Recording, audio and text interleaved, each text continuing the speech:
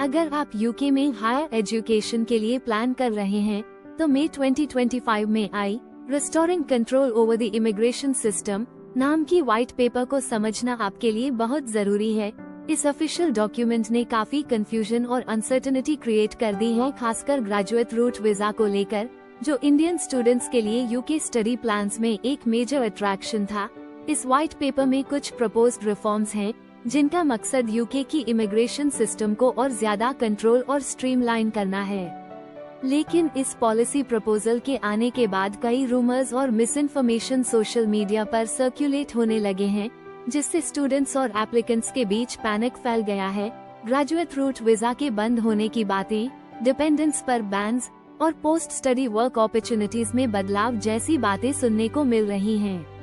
तो चलिए अब बात करते हैं कि असल में क्या प्रपोज किया गया है, कौन सी बातें रूमर्स हैं और किन बातों को लेकर आपको सच में सावधान रहना चाहिए।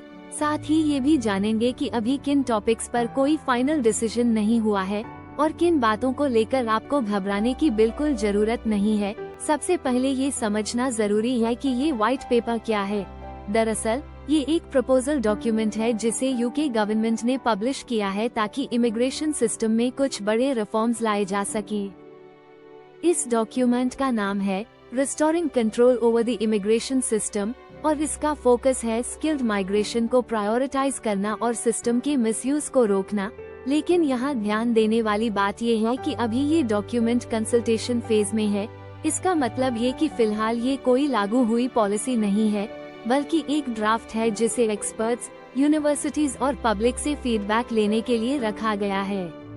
इसके बाद ये प्रपोजल यूके पार्लियामेंट में जाएगा, जहां इस पर और चर्चा और अप्रूवल होंगे। इसलिए अभी इसमें बताए गए कोई भी बदलाव अक्टूबर 2025 से पहले लागू नहीं होंगे। इसका सीधा मतलब ये है कि जो स्टूडेंट्स सितंबर 2025 इनटेक के लिए अप्लाई कर रहे हैं या अप्लाई करने वाले हैं, उनके लिए फिलहाल सब कुछ सेफ और अनचेंज्ड है। आपको अपनी एप्लीकेशन या वीजा प्रोसेस को लेकर पैनिक करने की जरूरत नहीं, क्योंकि आपकी एलिजिबिलिटी और वीजा कंडीशंस एग्जिस्टिंग रूल्स के अनुसार ही रहेंगी। तो दोस्तों, रूमर्स में फंसने की बजाय वेरीफाइड सोर्सेज से ही इंफॉर्मेशन लें और आराम से अपने एडमिशन और वीजा स्टेप्स को पूरा करें। अब ग्रेजुएट रूट की बात करें, जो इंडियन स्टूडेंट्स के लिए यूके का सबसे बड़ा अट्रैक्शन रहा है।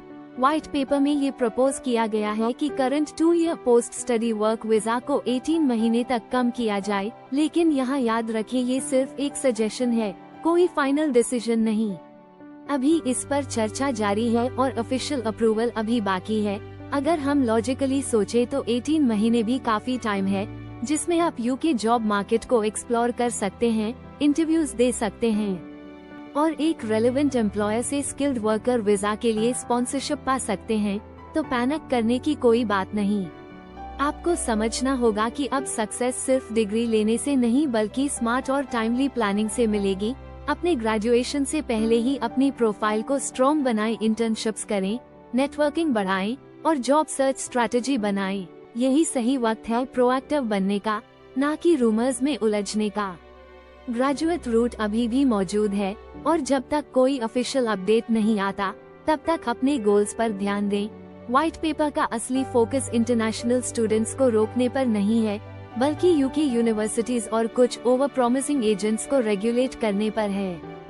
इसका मकसद एजुकेशन सिस्टम को ज्यादा ट्रांसपेरेंट और अकाउंटेबल बनाना है, ताकि सिर्फ मोटिवेटेड स्टूडेंट्स ही यूके आएं।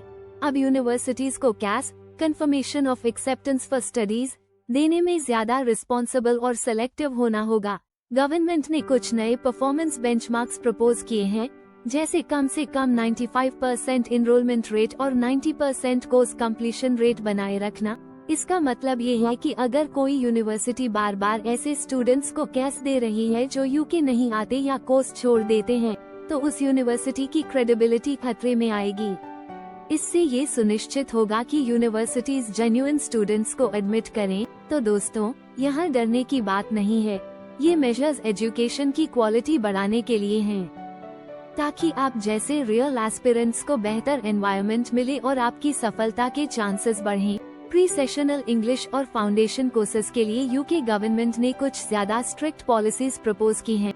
इसका मतलब ये है कि जो स्टूडेंट्स सिर्फ शॉर्ट टर्म लैंग्वेज या प्रिपैरेटरी प्रोग्राम्स के लिए आ रहे हैं, उनके लिए एंट्री थोड़ा मुश्किल हो सकती है। सरकार चाहती है कि सिर्फ ऐसे स्टूडेंट्स को एडमिशन मिले जिनके लॉन्ग टर्म एकेडमिक गोल्स हों। लेकिन अगर आप कोर अंडरग्रेजुएट या पोस्ट ग्रेजुएट डिग्री के लिए अप्लाई कर रहे हैं, तो आपको डरने की कोई जरूरत नहीं। इन प्रोग्राम्स पर कोई नया रेस्ट्रिक्शन नहीं है।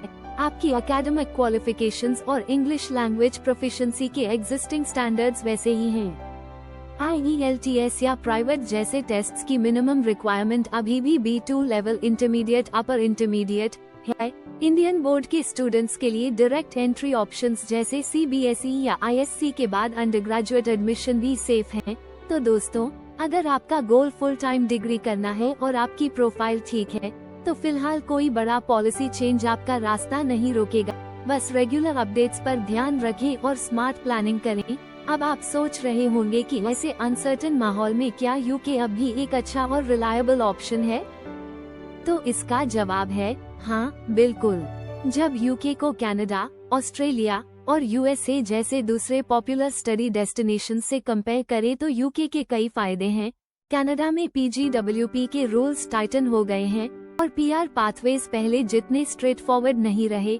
ऑस्ट्रेलिया में डिपेंडेंस पर रिस्ट्रिक्शंस बढ़ गई हैं और फाइनेंशियल रिक्वायरमेंट्स भी ज्यादा हो गई हैं। USA का H-1B वीजा सिस्टम अभी भी लॉटरी बेस्ड है, जिसमें बहुत अनसर्टेनिटी रहती है। इसके मुकाबले UK की एजुकेशन सिस्टम ग्लोबली रिस्पेक्टेड है। ग्रेजुएट रूट अभी भी अवेलेबल है, जो आपको 2 साल या प्रपोज्ड 18 महीने तक पोस्ट स्टडी वर्क करने का मौका देता है बिना एम्प्लॉयर स्पॉन्सरशिप के। UK का स्किल्ड वर्कर वीजा पाथवे भी क्लियर और ट्रांसपेरेंट है। अगर आप जॉब पा लेते हैं जो स्पॉन्सर करती है, तो आप वर्क वीजा पर स्विच कर सकते हैं और आगे PR के लिए अप्लाई कर सकते हैं। ट्यूशन फीस भी कई कंट्रीज के मुकाबले रीजनेबल हैं और स्कॉलरशिप्स के ऑप्शंस भी अच्छे हैं।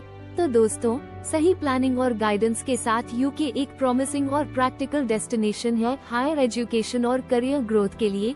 व्हाइट पेपर में एक और इम्पोर्टेंट पॉइंट ये है कि अब एजेंट्स को एथिकल रिक्रूटमेंट प्रोसेस अपनाना होगा।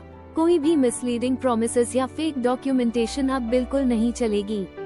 अथॉरिटीज इन पर सख्ती से क्रैकडाउन करेगी ताकि सिस्टम में ट्रांसपेरेंसी और फेयरनेस बनी रहे। तो दोस्तों, मई 2025 की इस व्हाइट पेपर को लेकर घबराने की बजाय इसे समझना जरूरी है। ये रिफॉर्म्स इमिग्रेशन सिस्टम को मजबूत और रिलायबल बनाने के लिए हैं, अपॉर्चुनिटीज खत्म करने के लिए नहीं। अगर आप स्मार्ट प्लानिंग करते हैं, सही यूनिवर्सिटी चुनते हैं और डॉक्यूमेंटेशन ठीक रखते हैं, तो UK आपके लिए अभी भी एक्सेलेंट और ट्रस्टवर्दी ऑप्शन है। अगर ये जानकारी आपके लिए हेल्पफुल लगी हो तो इसे अपने फ्रेंड्स और फैमिली के साथ जरूर शेयर करें। आगे के अपडेट्स के लिए हमारे साथ जुड़े रहें और इमिग्रेशन या स्टडी अब्रॉड से जुड़े सवाल कमेंट्स में पूछते रहें।